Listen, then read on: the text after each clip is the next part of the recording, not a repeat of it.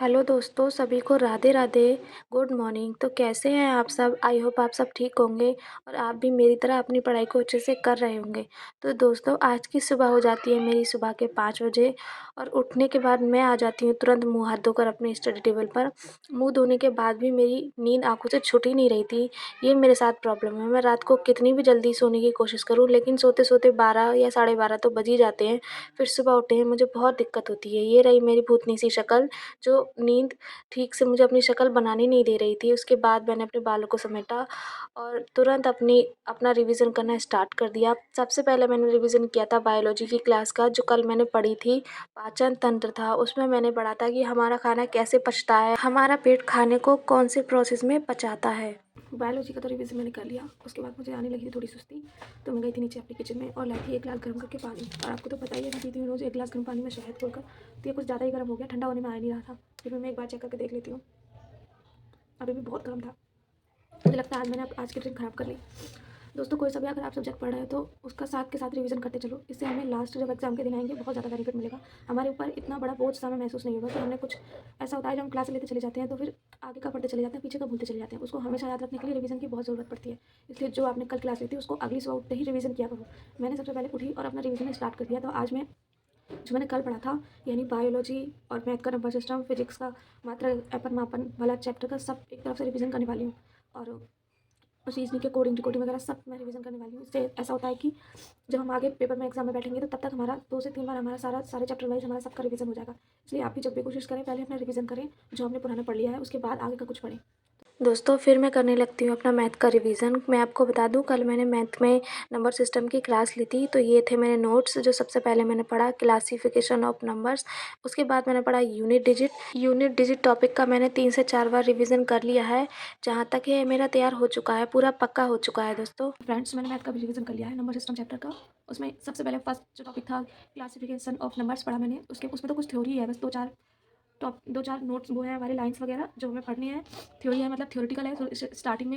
उसके बाद मैंने यूनिट डिजिट पढ़ा, जो पावर्स वाले नंबर्स का निकाला जाता है, मल्टीप्लाई और माइनस वाला और प्लस वाला। देखो, प्लस में तो जोड़ के जो लास्ट का डिजिट होती है हमारी सबकी होती है, उसका यूनिट डिजिट आ जाता है। और माइनस में जो कभी यूनिट डिजिट आता ही नहीं है, बस उसमें 10 जोड़ देते हैं और उसका यूनिट डिजिट निकल आता है। तो मल्टीप्लाई का भी आपको पता होगा और पावर्स का भी आपको पता होगा। तो आज मैंने ये इसका रिवीजन कर लिया है मैथ का। आप ये सोच रहे होगी कि बुक तो मेरी एसएससी वाली एसएससी जीडी की है और अब मैं पढ़ ग्रुप डी कर रही हूँ। तो दोस्तों, सवाल तो सारे एक जैसे ही होते हैं, बस डिजिट चेंज हो जाती है, पैटर्न सारे सवालों का एक जैसा ही होता है। तो आप कभी ये ना समझें कि हम अब उसी किताबों से पढ़ेंगे। हमारे पास जो है हम बस उसी से पढ़ें।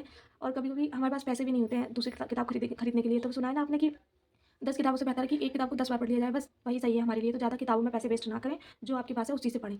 तो आज का मेरा मैथ का रिवीजन होता है पूरा। मैं चलती हूँ अपने अगले सब्जेक्ट के लिए, जो मैंने कल पढ़ा था अब मैं रिवाइज़ करूँगी। फिजिक्स का जो मैंने पढ़ा था कल धर्मेंद्र सर से, उसका रिवीजन करूँगी मैं आज। फिर बारी आती है मेरी फिजिक्स की क्लास के नोट्स की। जो कल का मेरा टॉपिक था मात्रक एवं मापन, उसमें मैंने एसआई पद्धति की मात्रकों को पढ़ा और मूल राशियाँ पढ़ी, मूल मात्रक पढ़े जो 7 होते हैं। ये चैप्टर छोटा सा ही था। उसी क्लास में सर ने दूसरा चैप्टर भी स्टार्ट करवा दिया था, इलेक्ट्रिसिटी का। आज का टारगेट रहा मेरा कल की क्लास से बनाए हुए नोट्स का रिवीजन करना। तो लमसम मैंने पूरा कर ही लिया है। मुझे इस चेयर पे बैठे बैठे करीब 2 से 3 घंटे हो गए हैं। मैंने सबका अच्छे से रिवीजन कर लिया है 1 से 2 बार। सबसे पहले मैंने बायोलॉजी का किया था, उसके बाद मैंने मैथ की प्रैक्टिस की अपनी बुक से और नोट से रिवीजन किया। उसके बाद मैंने धर्मेंद्र सर की क्लास ली थी कल फिजिक्स की मात्रक एवं मापन की, उसका मैंने रिवीजन अच्छे से कर लिया। अब बारी आती है मेरी रीजनिंग की। दोस्तों, रीजनिंग में शाम में करने वाली हूँ, क्योंकि ऐसा होता है ना कि हम पढ़ते पढ़ते हमारा दिमाग जो होता है थकने लगता है। तो कहीं ना कहीं ऐसा लगता है कि कैलकुलेशन वाली चीज़ें हमसे हो नहीं पाती हैं, कहीं ना कहीं हम अटकने लगते हैं। इसलिए मैं शाम में करूँगी। और मैं शाम का शेड्यूल आपके साथ शेयर नहीं कर पा रही हूँ, लेकिन करूँगी। ऐसा होता है ना कि मेरे पास अभी शाम में टाइम नहीं है। मैं बच्चों को ट्यूशन पढ़ाने जाती हूँ, पढ़ने के बाद अपना पढ़ाने चली जाती हूँ, थोड़ा इतना थक जाती हूँ कि कुछ करने का मन नहीं करता। फिर 1-2 घंटे पढ़ के मैं रात को सो जाती हूँ।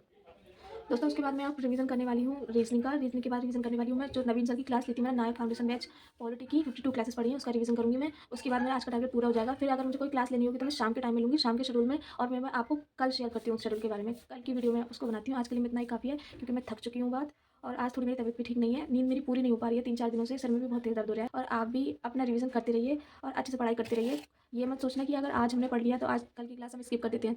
अगर आप 5 से 6 घंटे पढ़ाई नहीं कर पाओ तो कम से कम 2 से 3 घंटे तो जरूर पढ़ लेना। इससे ये होता है कि हमारा एल्गोरिदम बना रहता है, हमारा किताबों से मन नहीं हटता और हम अपनी पढ़ाई को निरंतर करते रहते हैं। अगर आपको भी इस साल किसी भी ग्रुप डी की वैकेंसी में एक सीट अपने लिए प्रॉपर जमा करनी है, तो आपको रोज़ 4 से 5 घंटे पढ़ना ही पड़ेगा। और आप प्लीज़ पढ़ें और अपनी पढ़ाई को निरंतर रखें। तो जुड़े रहिए मेरे साथ कि मैं क्या पढ़ रही हूँ, कहाँ से पढ़ रही हूँ, कितना पढ़ रही हूँ। बस देखते रहिए। और आप अगर मुझसे आपको कोई हेल्प हो रही है तो प्लीज़ वो लेते रहिए। तो दोस्तों, आज के लिए इतना ही। मिलते हैं नेक्स्ट वीडियो में। जब तक के लिए राधे राधे।